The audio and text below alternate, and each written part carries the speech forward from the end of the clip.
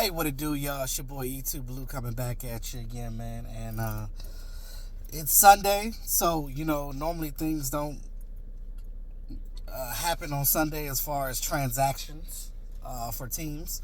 But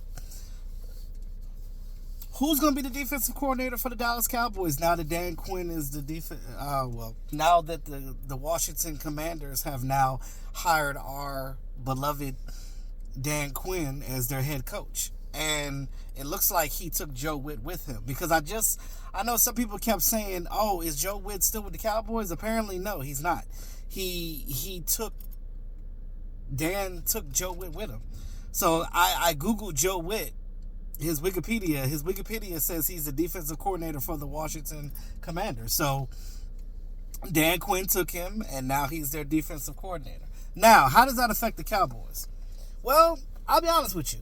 If it were to be anybody in-house, I would have rathered Joe Witt be the defensive coordinator for the Dallas Cowboys. We know that Mike McCarthy brought Joe Witt with him from Green Bay to the Cowboys because he was under his staff with the Cowboys. But it seems like a lot of these coordinators have gotten close to Dan Quinn as well. So they're not only close to Mike McCarthy, but they're also close to Dan Quinn as well, both him and Al Harris. Now, for those of you that are confused about how this works,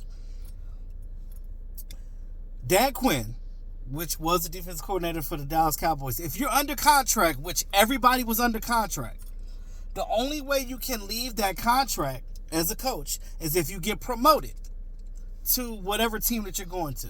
Say, for instance, like Dan Quinn going from defensive coordinator to head coach. That's a promotion.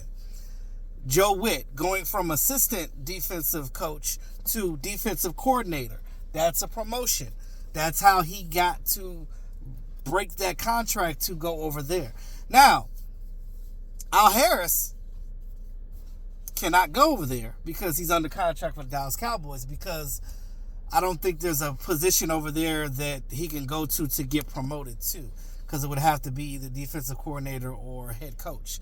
You can't go over there for a lateral move like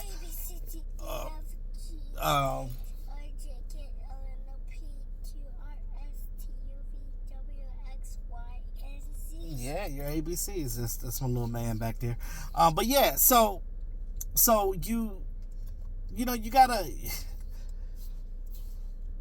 That's where the confusion where some people didn't understand. So now that that's explained, Al Harris is still with the Dallas Cowboys. I know that tomorrow they will be doing interviews with in-house candidates like Aiden Durde and Al Harris. Both of them will more than likely be interviewing for the defensive coordinator spot. Now, I don't really think that Al Harris is really ready to be a defensive coordinator. Maybe Aiden is, but I don't think Al Harris is. I think Al Harris probably needs another year or two before he's ready to be a full defensive coordinator. I think that they need to keep him in the capacity that he's in, or if they want to pay him more to add a responsibility to him, he can also be the passing game coordinator as well as the DB's coach, which he is right now. I would like that. I would accept that. But a lot of people are glad that Dan Quinn is gone. But for me, I'm not so glad that he's gone. Like, everybody goes back and look at, we got our butt whooped by the Packers and we got beat by the Shanahan coaching tree. Those are things that he can fix, right? If you look at the body of work from Dan Quinn has done leaps and bounds from this team. Remember, before Dan Quinn got here in 2020, we were absolute garbage on defense. We had Mike Nolan, Mr. Hot Sauce in the eye during the interview. How you get hot sauce in your eye, bro? Why you got hot sauce in the interview? Anyway, whatever. Yeah, but anyway, Mike Nolan sucked. He sucked. He was not a good defensive coordinator. Now that he's gone,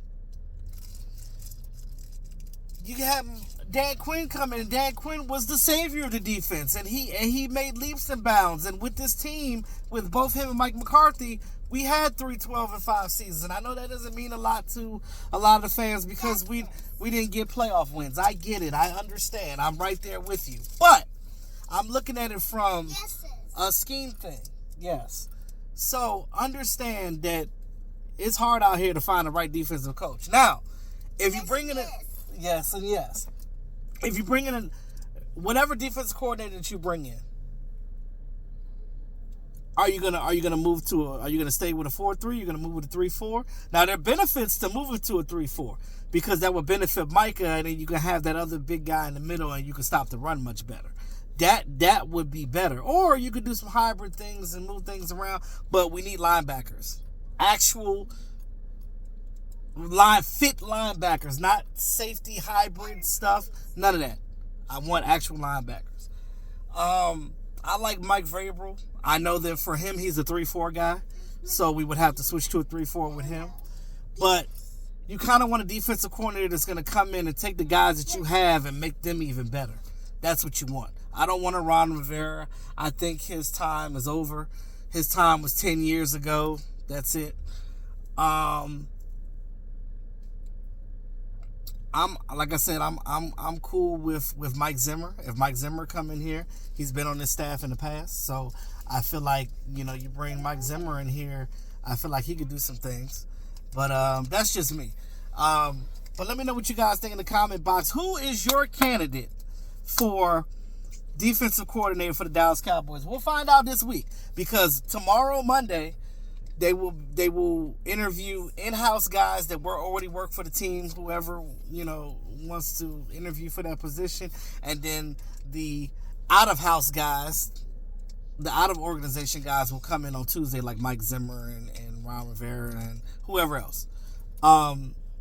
It's funny how Dan Quinn got that Washington job, because the offensive coordinator for the Lions was backed out. I guess the Lions must have said to him, like, we're gonna pay you a little bit more money to stay over here. I think that's what happened. And he left and was like, nah, I don't want this Washington job. Y'all gotta have that. But Dan Quinn, he's gonna have a hard road ahead of him. But I believe in Dan Quinn. I think that he probably could turn that thing around. But that might not be good news for the Dallas Cowboys, because you got him over there. You got Kellen Moore and Vic Fangio over there with the Eagles. And then our schedule is going to be really tough next year. So I really feel sorry for Mike McCarthy. He's got a really uphill battle, because they're not upgrading his contract right now. He's playing on that one. They got to get this together, because if this team starts losing early, it's going to be, he'll probably get fired before midseason. And I don't want that for Mike McCarthy. I really like Mike McCarthy. I think he's a good coach, and these guys play for him. I just think that we got to eliminate the crap, the garbage, the drama that's around it. If we eliminate the drama around us, and if Jerry stops trying to make publicity stunts and stuff like that, and just be football and leave that business stuff on the side. This is a football team, not a business. It's a business that's a football team. But you know what I mean. We need football. We need to win. And we need to stop this mediocrity. I don't think it's the players. I don't really think it's the coaches that we have right now that's the issue. I just think it's the culture. It is the culture around this team, and the fact that we get so much bright lights, and all the press, and all the people talking noise, and the family members, and cousins, and aunties, and baby daddies, and polyamorous friends. Stop. Shut up. Everybody need to just be quiet and just let this team play. Please, can we get through an offseason without people knowing what the moves that we about to make? Can we just do something quietly? Can we just do it, and then when it comes out, they're like, oh, I didn't know the Cowboys were doing that. Yeah, let's move in silence, like a sniper, so we can win. I just feel like it's a lot of pressure on these players, living up to that star. It's like Hollywood over there. If they make it less Hollywood, then we will start winning more. That's my opinion. But anyway, let me know what you think in the comment box. It's your boy E2 Blue, always keeping it real. Like, share, subscribe to the channel. Me and my boy A1. Peace out.